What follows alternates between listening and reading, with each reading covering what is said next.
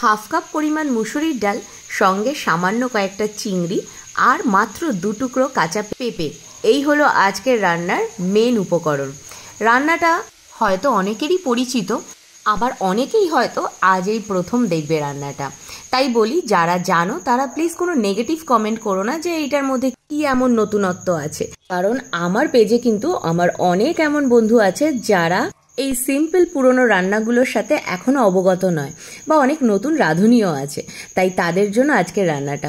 দেখো, কথা বলতে বলতে অনেকটা তো হয়েও গেল, এবার আর অন্য কোনো কথা নাই, রান্নায় কনসেন্ট্রেট করা যাক। এই দেখো, সবার প্রথমে 2 টুকরো আমি দেখলেই পেঁপে নিয়েছি, এখানে কাঁচা পেঁপেগুলোকে ছোট ছোট টুকরো করে মিক্সির জারে দিয়ে দিচ্ছি। এরপর ওর মধ্যে দিয়ে দিচ্ছি স্বাদ মতো লঙ্কা, মানে যে যেরকম ঝাল খায় ওই আর কি।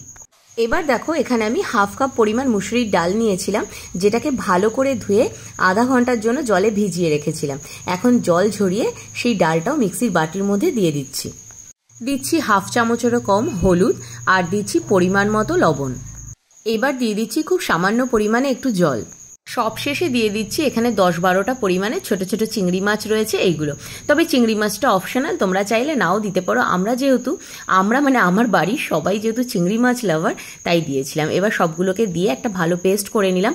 তবে খেয়াল করে দেখলে বুঝতে পারবে পেস্টটা কিন্তু খুব বেশি স্মুথ করিনি। দাঁড়াও, বাকি যে ডালটা ছিল সেটা দিয়েও পেস্ট করে নিলাম। একবারে তো হয় না ছোট জারগুলোতে, সেই জন্য দুভাগে করলাম। এবার দেখো, ভালো করে ফেটিয়ে নেব ডালটা। এই দেখো, ডালের মধ্যে কিন্তু অনেক আধা বাটা ডালও রয়েছে। এবার এর মধ্যে দিয়ে দিচ্ছি কিছুটা মিহি করে কুচিয়ে নেওয়া পেঁয়াজ, তার সঙ্গে দিয়ে দিচ্ছি কয়েকটা কুচনো রসুনের কোয়া, আর দিয়ে দিচ্ছি 1 চামচ পরিমাণে চিনি। আর এখানে দেখো সামান্য 1 চিমটে একটু খাবার সোডাও দিয়ে দিলাম। এইবার দিয়ে দিচ্ছি গরম মশলা গুঁড়ো। এইবার এই সবগুলোকে ভালো করে মিক্স করে নিচ্ছি। এইবার মিক্স হয়ে গেলে পরে 10 থেকে 15 মিনিটের জন্য এটাকে ঢাকা দিয়ে রেখে দেবো। ফিরে এলাম 10 মিনিট পরে। এরপরে এর মধ্যে দিয়ে দিলাম 1 চামচ পরিমাণে ময়দা। কর্নফ্লাওয়ার দিলেও হবে, তবে আমি কিন্তু ময়দা দিয়েছি। এবার আরও একবার খুব ভালো করে এটাকে মিক্স করে নিচ্ছি। এই ফ্যাটানোর কাজটা একটু সময় নিয়ে ভালো করে করো, কারণ যত বেশি এটাকে ভালো করে ফ্যাটাবে তত বেশি কিন্তু বড়াগুলো ফ্লাফি হবে আর সঙ্গে ক্রিস্পিও হবে। আর এই যে আধা বাটার টেক্সচারটা রয়েছে, এর জন্য কিন্তু খেতে আরও ভালো হবে। এবার সামান্য একটু তেল গরম করে নিয়েছি, খুব বেশি তেল গরমের দরকার নেই। আর তার মধ্যে এরকম ছোট ছোট বড়ির আকারে এগুলো ভাজার জন্য দিয়ে দিচ্ছি। একবারে যতগুলো সম্ভব দিয়ে দিলাম বড়িগুলো। এবার উল্টে পাল্টে মিডিয়াম টু হাই ফ্লেমে এগুলোকে ভেজে নেব। খুব বেশি হাই ফ্লেম রাখবে না, মাঝে মাঝে আঁচটা কমিয়ে দিও, তাহলে ভেতরটাও খুব সুন্দর করে রান্না হয়ে যাবে, সঙ্গে একটা ক্রিস্পি ভাবও কিন্তু আসবে।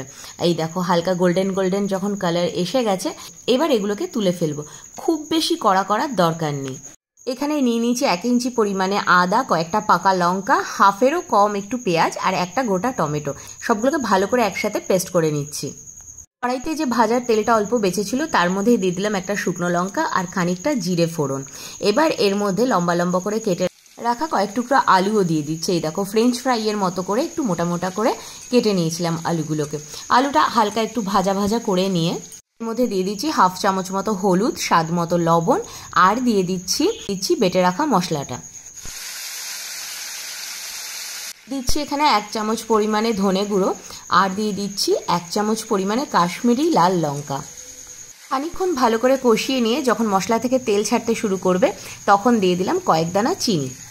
এরপর মশলাটা ভালোভাবে কষে গেলে দিয়ে দিচ্ছি তাতে পরিমাণ মতো জল, মানে যে যেরকম ঝোল রাখতে চাও সেরকম জল। তবে খেয়াল রেখো, এই বড়াগুলো কিন্তু অনেকটা পরিমাণেই ঝোল টেনে নেয়। এরপরে জল ফুটে গেলে দিয়ে দিলাম বড়াগুলো, আর দিয়ে দিলাম হাফ চামচ মতো একটু গরম মশলা গুঁড়ো। এই বড়াটা কিন্তু শুধু শুধু ভাজা খেতেও খুব ভালো লাগে ডালের সাথে, আর এরকম ঝোল করে খেতেও খুব সুন্দর লাগে। গরমের দিনে একটানা মাছ মাংস খেলে যখন মুখ পচে যায়, তখন কিন্তু এরকম একটু বানিয়ে খাওয়াই যেতে পারে, আর খেতে অসম্ভব সুন্দর হয়। এই দেখো, রান্না তো হয়ে গেছে। এরকম একটু ঝোল ঝোল রাখছি ঠিকই, কিন্তু এরপরে খাওয়ার সময় কিন্তু ঝোলটা অনেকটাই টেনে যায়, গ্রেভিটা কিন্তু অনেকটাই ঘন হয়ে যায়। এবার আর কিছুই না, গরম ভাতে সার্ভ করে দাও মুসুরির ডালের বড়ি দিয়ে ঝোল। দারুণ লাগে খেতে, আর সঙ্গে বেশ সহজ পাচ্ছ কিন্তু। আর আগেই বলেছি, চিংড়ি মাছটা চাইলে তোমরা স্কিপ করে দিতে পারো, কোনো অসুবিধা নেই। তাহলে চলো, আজকের মতো এই পর্যন্ত। দেখা হচ্ছে খুব শীঘ্রই নতুন আরেকটা ভিডিওর সঙ্গে। আর এই রেসিপিটা ভালো লাগলে অবশ্যই একটা লাইক কমেন্ট শেয়ার করে দিও। আর যারা এখনো পেজটা ফলো করোনি, প্লিজ ফলো করে দিও। আর আমার ইউটিউব চ্যানেলটাকেও সাবস্ক্রাইব করে পাশে থেকো। দেখা হচ্ছে খুব শীঘ্রই। টাটা।